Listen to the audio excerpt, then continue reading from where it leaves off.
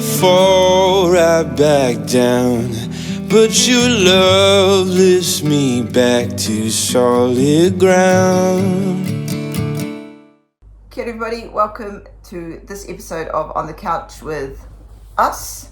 Today we're talking about Enson's little confrontation with the IBJJF, the International Brazilian Jiu-Jitsu Federation, and their decision to not recognize his black belt, let alone his fifth degree or fifth dan, and what that means and what's going on really. So let's start by, for those who don't know, what is your jiu-jitsu lineage? Well, I think it's Carlson Gracie, Andre Penederis, John Lewis, to me. And so after all these years, why did you finally decide to try and register or be recognized under the IBJJF? Well, my main reason was because my purebred Guam gym, they for numerous consecutive years been taking the team championship as the winning team in the Asian Open here in Japan. So last year when they came, I noticed they weren't registered under purebred Guam, and I asked Steve Roberto what happened. He said when he got his third degree, he always had to get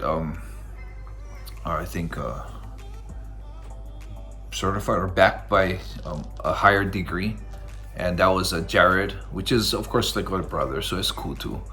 So because he went under Jared, he had to fight under tech team, which is cool too. But it just was kind of sad to see, purebred Guam, just the name being so established in Japan, and especially in the Asian Open, for it to just disappear. So I was wondering, I asked Steve what I could do, and because I was never registered with the IBJJF, which is the event the Asian Open is run under, the association, I decided to go ahead and get my credentials. And I talked to Nakayuki, and he agreed. He's the president of the Japan Jiu-Jitsu Federation, and he told me that, oh yeah, of course. I mean, he's a president. I trained him. I pretty much brought Jiu-Jitsu to Japan. They didn't know what Brazilian Jiu-Jitsu was when I was here, and so he acknowledged it. He said he was gonna put a guy in charge. The guy in charge he put in charge was Inoue Uematsu, and Uematsu is also a Jiu-Jitsu Black Belt. He's also a referee and someone in the association also. So he contacted me, said he's going to get it moving. It took a whole year, over a year. He would contact me every so often, telling me I'm super sorry, and saying that everything hasn't been taken care of yet, but there's been a delay with the association headquarters, and they don't message him back. And finally, when he did get back, it was 2 days ago, I got a call from him, and he was really embarrassed, and he called me and said that, I'm super sorry.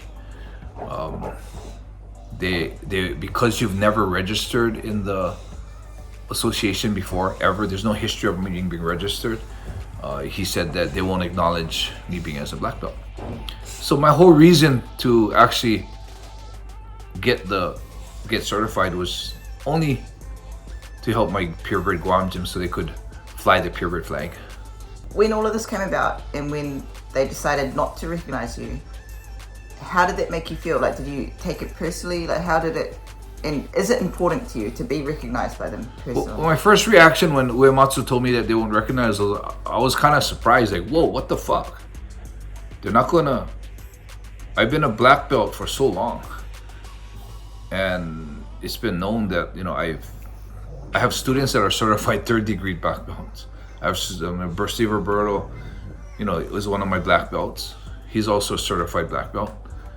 But, at first I was shocked, like, whoa, what do you mean they're not gonna recognize me? And then I realized that my whole main reason to do it was for the gym. Personally, really, it doesn't mean anything to me. All these years, I've been training for about 21 years now. Jiu-Jitsu, I had my black belt for 21 years, been training over more 30 years. And, never put on my stripes on my black belt. I should be a 5th dan, a 5th degree black belt right now, but I've never put on my stripes. I've never had asked for even try to obtain a certificate. For me personally, I didn't matter. The only reason why I did this was for the gym. And personally, as for me, I really don't care. I mean, if it wasn't for Purebred Guam, I don't think I would have even tried to do this.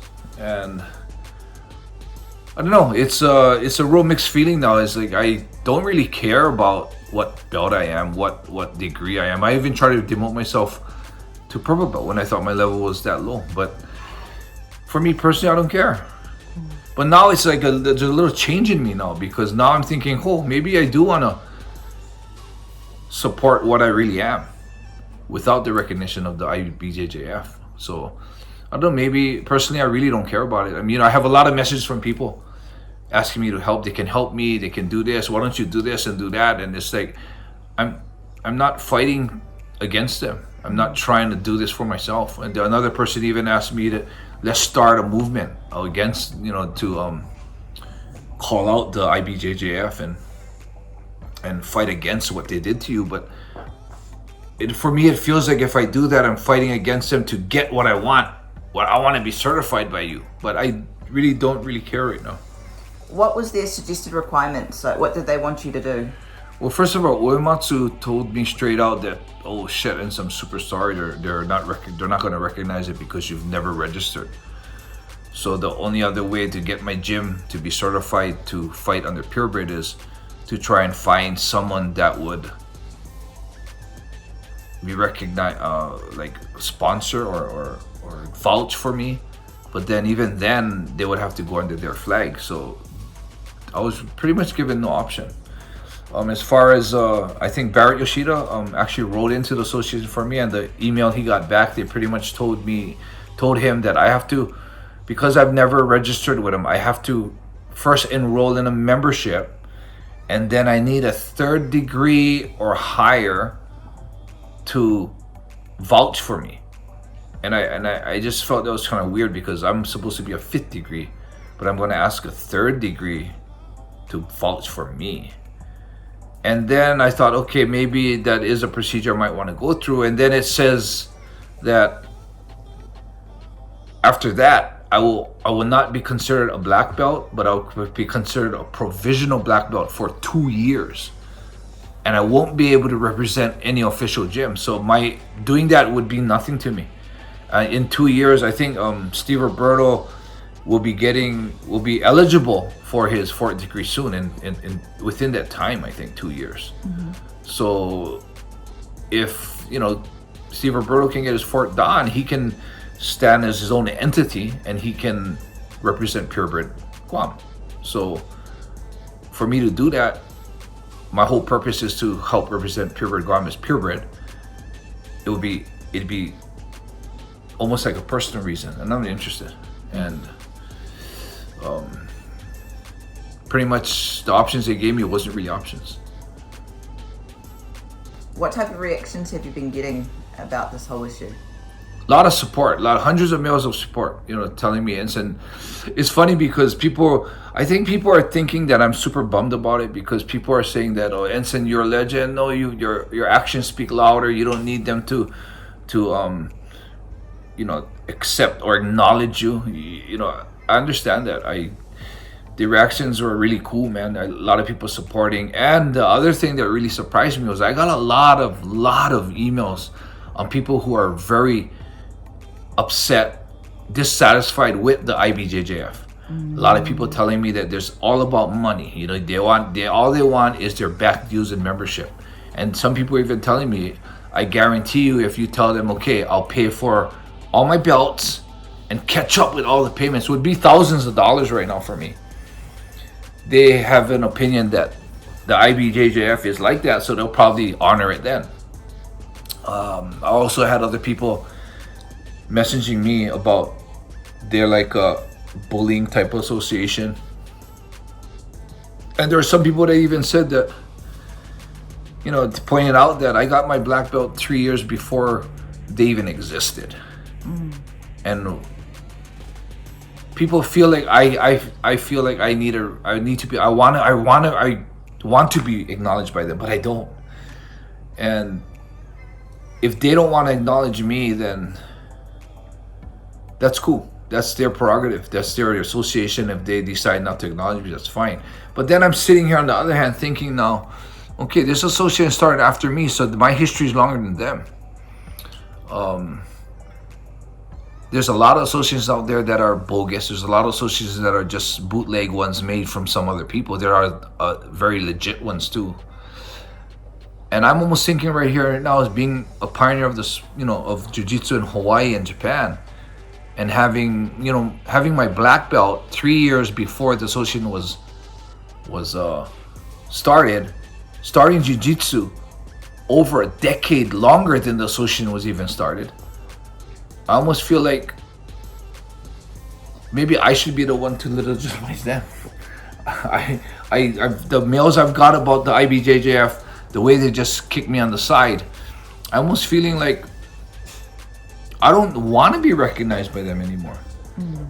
And I really don't know. I mean, the way I feel right now is if they actually reneged their decision and said, hey, Ents, you know what? We'll recognize your black belt now. Right now, I need to give it a little more thought, but right now, I'm actually thinking of declining their recognition. I don't know if I want to be recognized by an association like the IBJJF. I think that when it comes to cases like this, it shouldn't just be a blanket, these are the requirements, bang, bang, bang. I think they should take it case by case, because some of the people that have messaged you have had similar experiences. A lot of people. Yeah. A lot of people that are still going through the situation, a lot of people that have been through that, and a lot of people that was faced with it and decided not to even go about it. I've heard in the past Rickson Gracie had a big feud with the IBJJF. Even some of the Machado brothers were not going to be awarded their proper degrees from the IBJJF. I think the Royce Gracie isn't even a part of it. Ensons Gracie's school isn't even acknowledged by them. Ensons Gracie now. Ensons Gracie, how closer can the lineage can you get? Royce Gracie. That's like the sons of the two people who started, jiu-jitsu itself, Brazilian jiu-jitsu itself. So, I mean, it just shows you how legitimate or illegitimate this whole association is.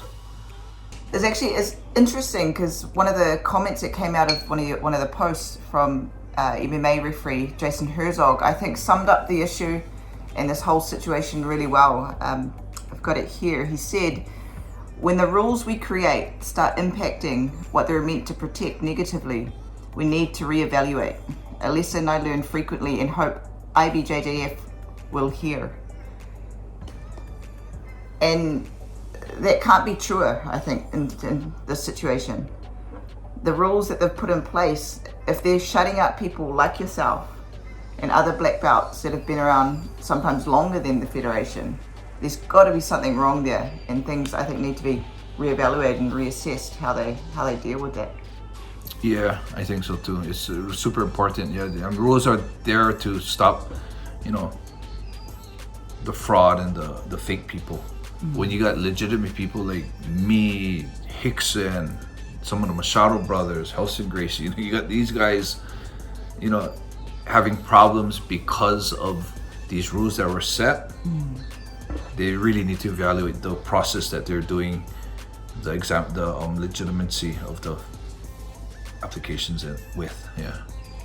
Okay, on the last thought, I want to thank everyone who messaged me about their support. I also have a lot of people wanting to do podcasts, which I'll probably do. And many people still sending me, suggestions on what I could do to reverse their decision or whatever. But honestly, I'm already past that. I already talked to Steve Roberto, which was the main reason why I was doing this, and he's understands the situation. And so we also agree that tag team is part of the family, and it's a proud flag to raise too. So until Steve can get his fourth degree and have purebred be running the purebred flag, that's cool too. So yeah, I'm past it. I'm not trying to fight the IBJJF. It's a done deal. It's something that had just happened. It's done. I posted it just to post as my feelings, and c'est la vie, man. So I'm not acknowledged by them. That's cool. Purebred Guam will represent their own flag in a couple years. All's good. So thank you for your support and messages, and just let it be already. It's done. Water under the bridge. We're gonna start doing more videos like this. So don't forget to like, subscribe, comment, or let us know some of the stuff that you might want us to talk about or what you want to see. Anything? You have anything to add? Nope. Thanks for watching.